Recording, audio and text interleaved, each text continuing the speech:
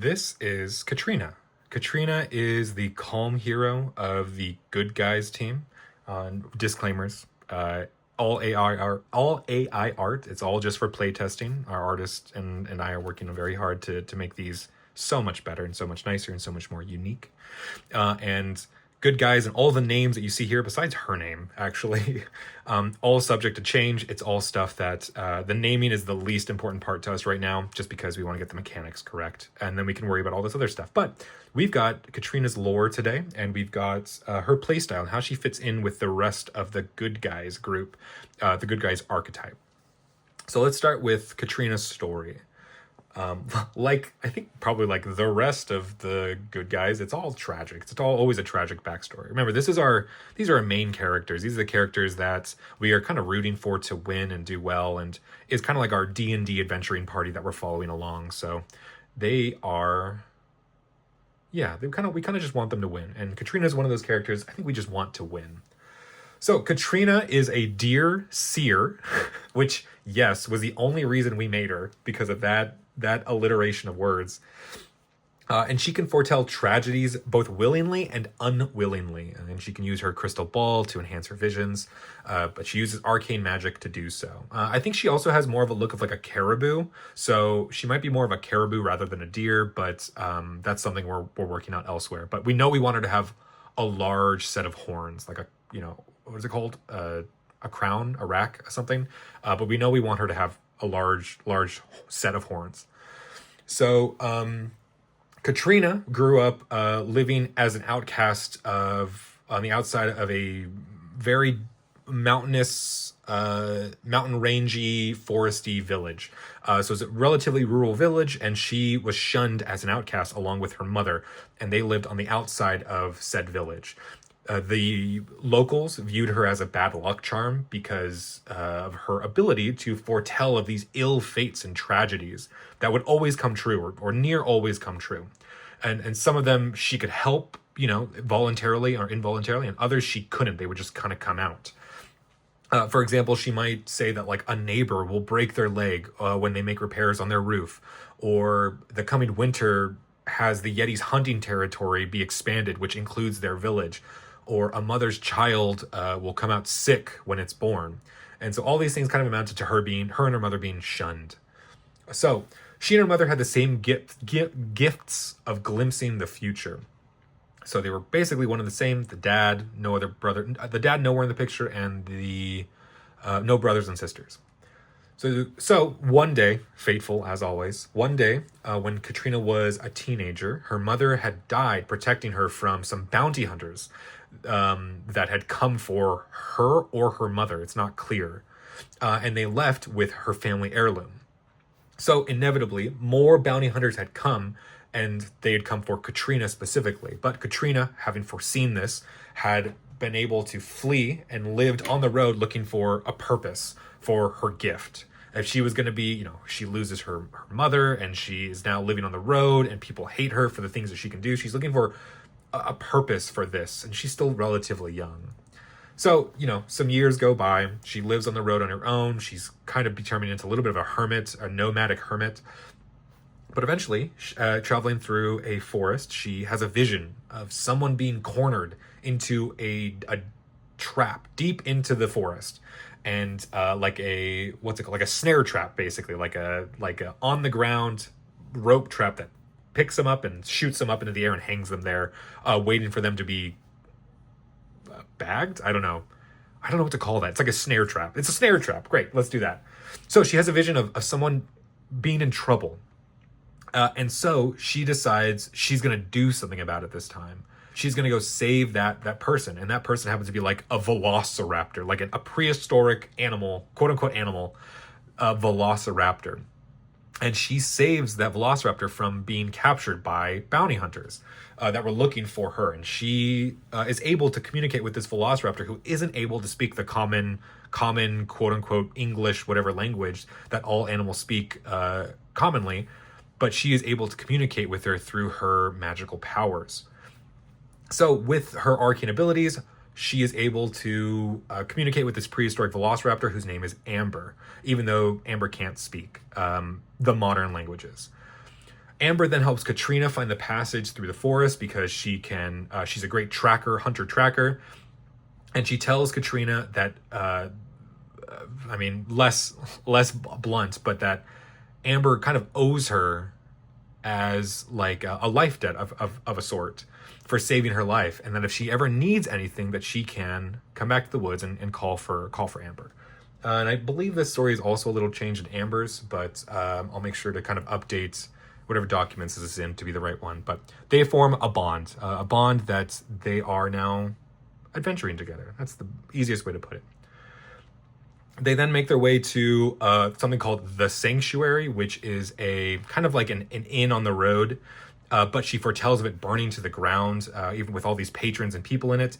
So she prepares in the best way she can to stop it without alarming everybody else to the dangers that are about to happen. But it still burns down, and when it begins to burn, she is able to start helping people out due to the things that she's done previously. Getting water to the side, opening doors, starting to move people out in different ways. All these sorts of little things that are not necessarily detailed out.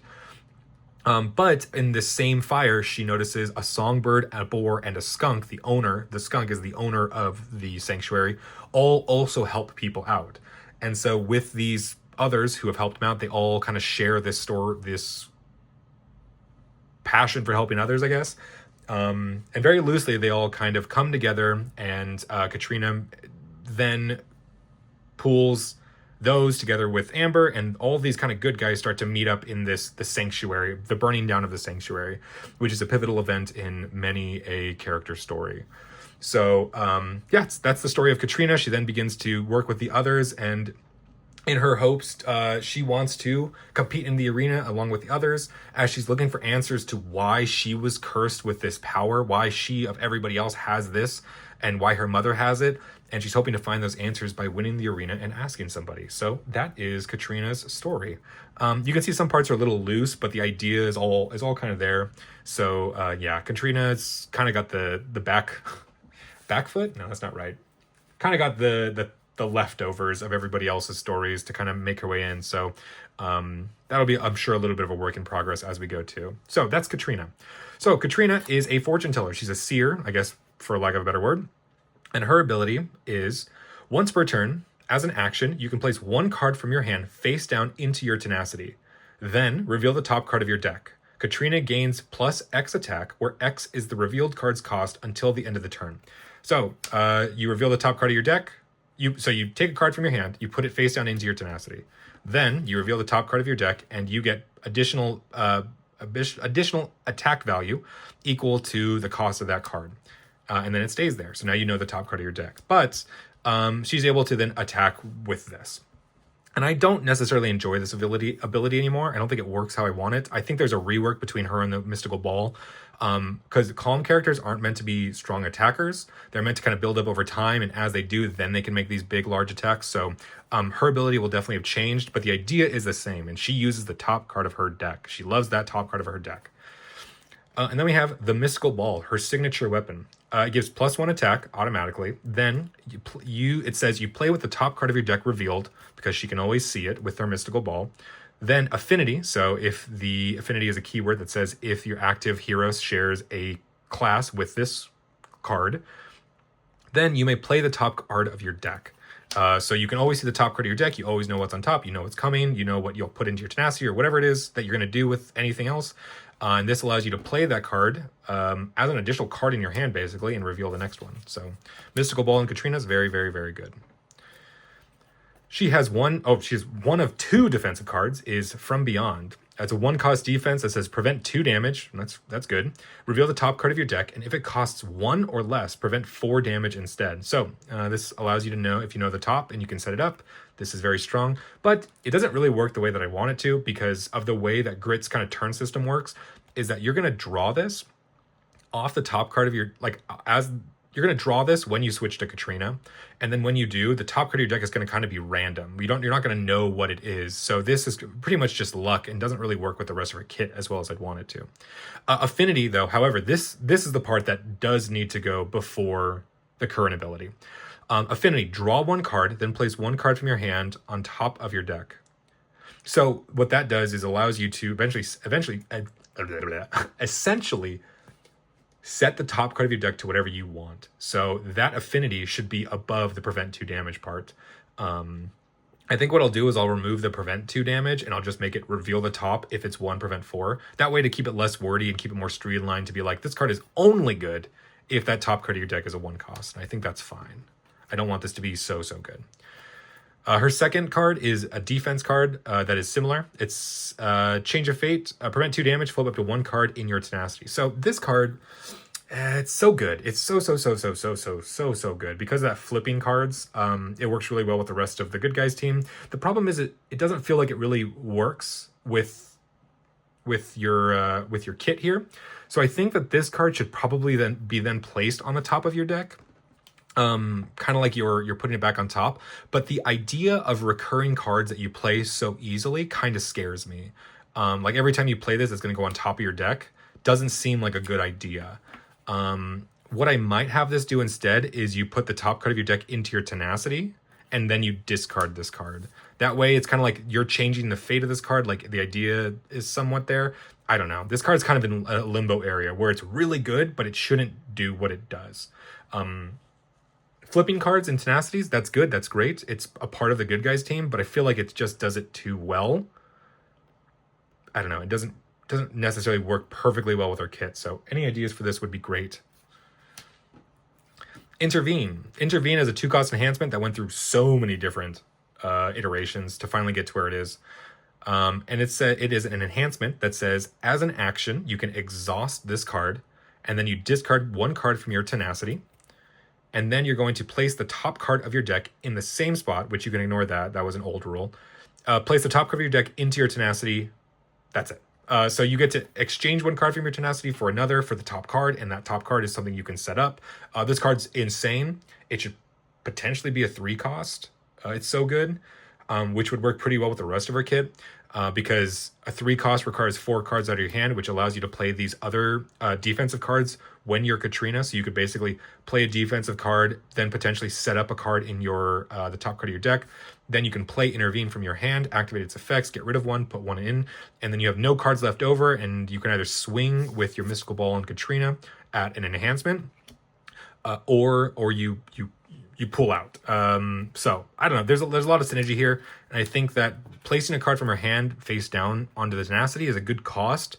But I think it's all just a slightly awkward. It's all there, but it's just slightly awkward. It doesn't work as well as some of the other heroes and the good guys.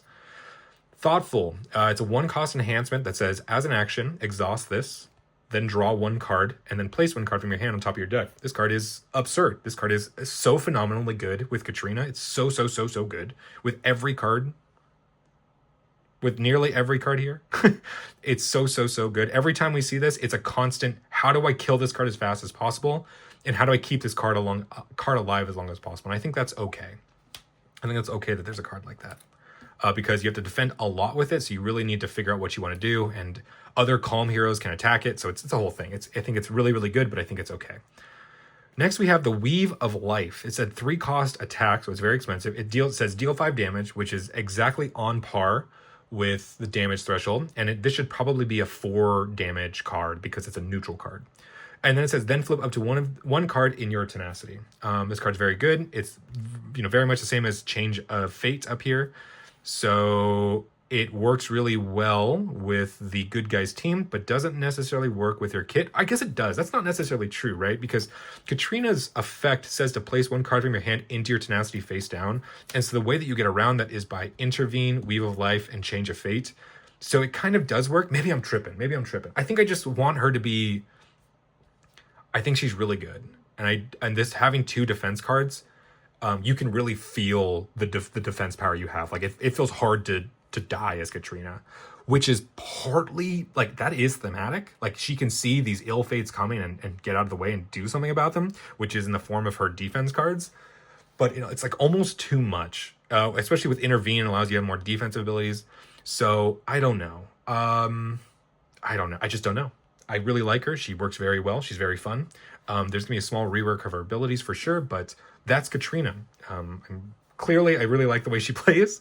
I actually kind of wish that more characters in the good guys team had more to do with the top card of their deck, like as a secondary mechanic, but they're not meant to be that crazy. They're meant to be pretty straightforward. So yeah, that's Catrina. That's her lore. It's a little bit looser, I think, than the rest of them, but that's okay. It's something we'll be working on.